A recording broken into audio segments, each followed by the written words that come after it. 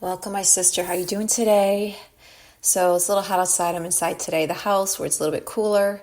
And we're going to continue our topic of the 7-step strategy for fat loss. And if you tuned in last week, we talked about the importance of strength training. So today we're going to pick up where we left off with the tip of protein. We're going to talk about protein today pretty much. So maybe do a little recap of last week just to understand why and the importance of protein in your diet with the combination of strength training. So welcome, my sister, my friend, to the Fit and Fueled podcast, Fit and Fueled by Faith podcast with me, your host, Stacey, where I share everything from faith to fitness and everything between, women's health, menopause, mental health, physical and spiritual health, and well-being, and all of it.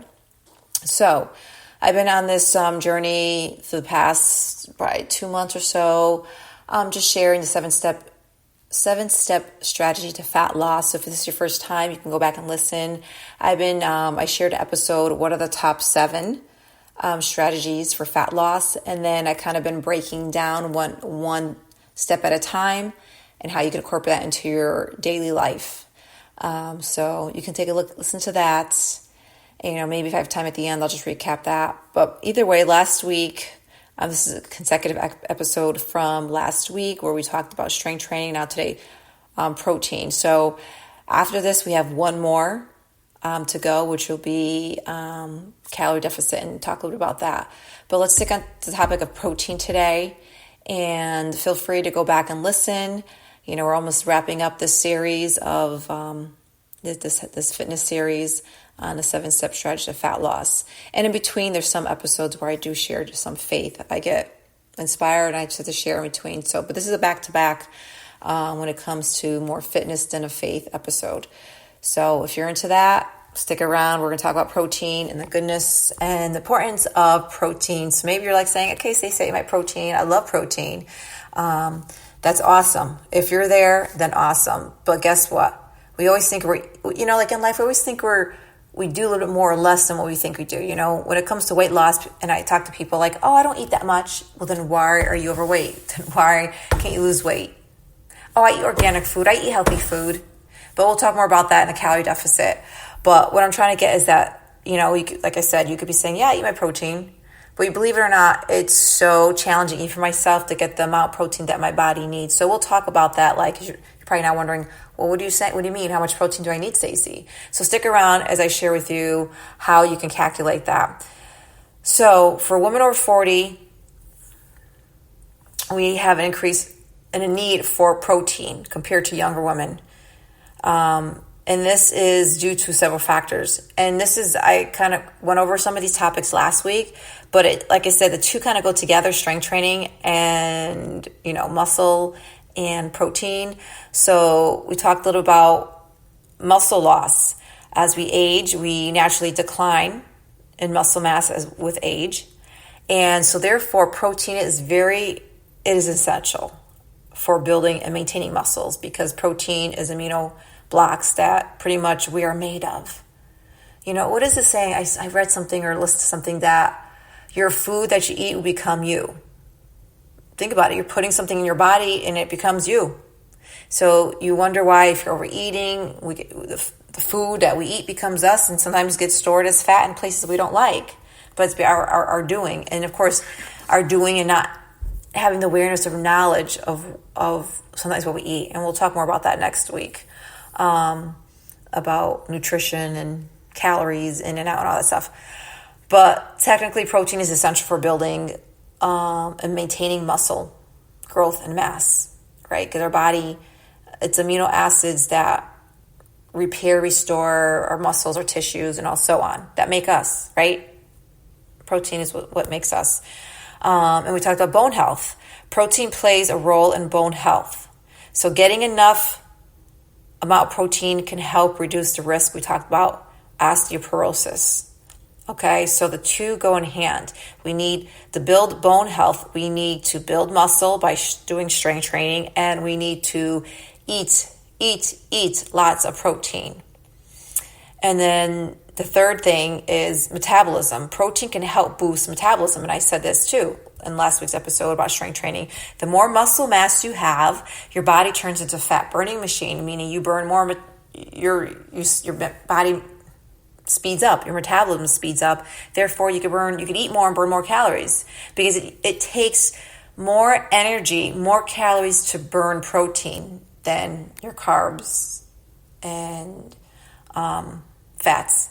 Having a blank there. But so it's so important. Protein is so important because it helps boost metabolism, which helps maintain a healthy weight. I mean, who doesn't want a speedy, fast metabolism? Like, you can eat anything you want. Your body's going to crank it. Of course, you can eat anything you want.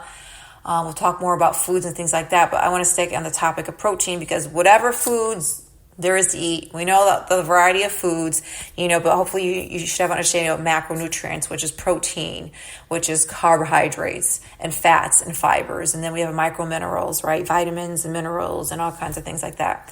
But out of the macronutrients, protein is the number one source that we need to incorporate and get into our daily body. And not just daily, preferably like every meal, protein should be part of your meal and should be the first thing that you eat if you want to see the benefits when you incorporate strength training. Because if you're doing strength training, if you listen to the episode, The Importance of Strength Training, if you have or not and you're just starting, what better way to understand to do everything correctly, right? Because I was in the gym, strength training for years. I've always kind of been toned and lean, but I wasn't as strong. Yes, you'll get stronger, but your body needs the protein. And I wasn't giving my body the protein because who knows, I don't eat meat, first of all, right? I get my protein through fish and beans and lentils and things like that, which we'll talk about, sources, of protein and ways to get protein into your body, because nobody wants to eat chicken 3 times a day and fish and granted I can live on fish and shrimp, and there's so many ways to make things. So look at this as a time to get curious and try different things with the meals that you maybe already make, so you can make them differently. So if it's chicken, you can make a chicken a couple different ways, so you don't get bored with it, because just eating chicken breasts and broccoli is going to get boring, right? So there's fun ways and creative ways that you can eat your meals and get your protein in, of course, along with your fats and your carbs, good carbs and fiber and minerals and vitamins and all that good stuff. So I'm just losing my train of thought here. Let me check the time we have here. Okay. So I talked about earlier about protein. If you said, sure, I get my protein, but I was saying that you need to get a certain amount of protein in your diet. And this is where it gets hard, because we all get protein. There's protein like in everything, just about, in your foods and stuff like that. But we want to talk about lean protein. That's where you're going to get something that has mostly, it's just all protein and it's low calorie.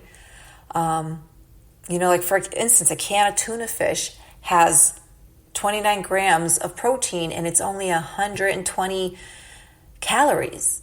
So you're getting a big chunk of your protein intake for the day, maybe 30 grams or so, with only 120 to 20, 30 calories. Now what happens, you start adding the mayonnaise and the cheese and all these other things, then you add more calories to your sandwich or whatever you eat. And sometimes I'll just eat tuna fish just right out of the can, or I'll just, not out of the can, but like I'll squeeze and stuff. And then I'll just put the tuna fish right on top of my salad.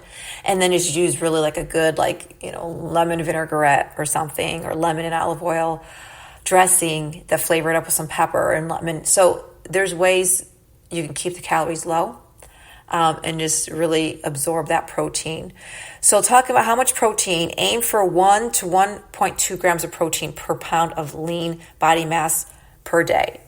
So I try to shoot for 125. The best way is, whatever your weight is, just that's what your grams of protein should be. So if I'm 125 pounds or 130 pounds, then your ideal, you should aim for 125 to 130 grams of protein. And that could be challenging, but if you're incorporating 3 meals a day, you can, I always say shoot for at least a minimum of 100, but try to shoot for more. and focus on your protein. And I just focus on protein. Like this morning, I had 3 eggs of spinach, and then yes, I had like English muffin. I put some fig on one side and some goat cheese on the other side. Oh, that's such a great sandwich. So you need to try that. And then for drink, because don't forget, we'll talk more about it. See, it's so hard. Everything kind of coincides, but like everything we eat is a number, right? It's calories in, and it adds up. So you want to focus on low calories with high protein, so you get more money for your bang for your buck. Let's just say, So shoot for that. And so here are some tips for getting enough protein to your diet. So I know we talked about some protein, but these are things you can include in every meal, and even snacks. You can have lean proteins such as fish, poultry, chicken, beans, lentils, and tofu. Those are pretty lean meats.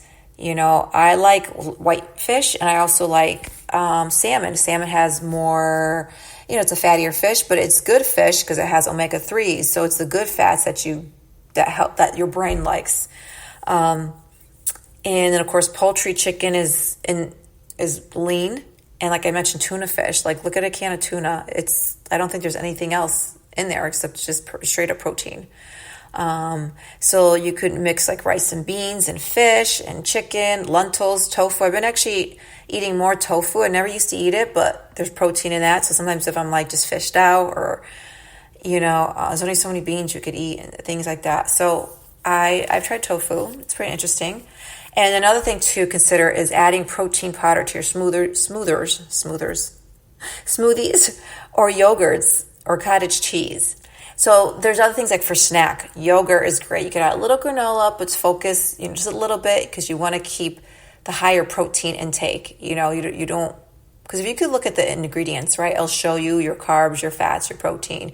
You want to make sure your protein, you can eat food. I'm not telling you can't, but just be mindful of what you're eating, that it has more protein, than sugar for sure. Because there's a lot of things that have the protein and carbs and fats.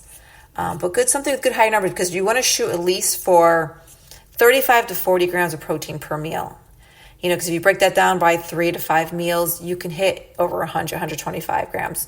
So what I do is in the morning, I had my eggs today, but normally if I'm on the go or something, or I'll make my cassava, which has 25 grams of protein.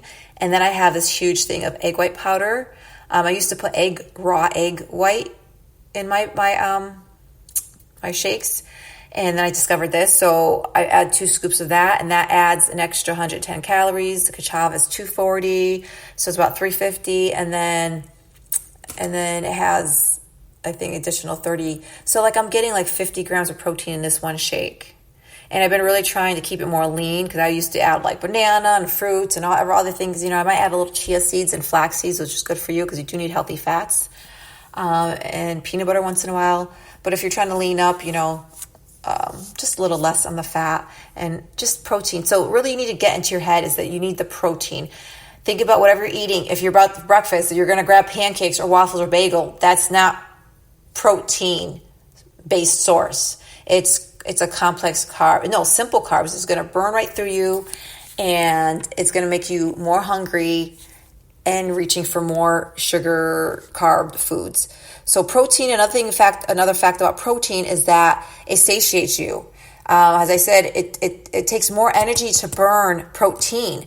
So, and you don't feel as hungry for a longer period. So you eat less because the protein takes longer to digest versus simple carbs digest really quick. So you could be in an hour, you're hungry again. You go for more sugar, you're hungry, you're eating more calories. So we'll talk more about that. So the key is to add protein to your diet. The benefits are it helps build muscle, maintain muscle mass, helps to reduce the risk of osteoporosis and boost your metabolism.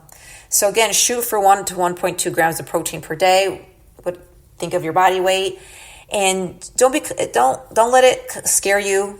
Think of the protein that you do eat. Start including that and make some fun meals. With that, my friend, much love and peace and happiness. Go out in the world, share love, and I'll see you next week. Peace.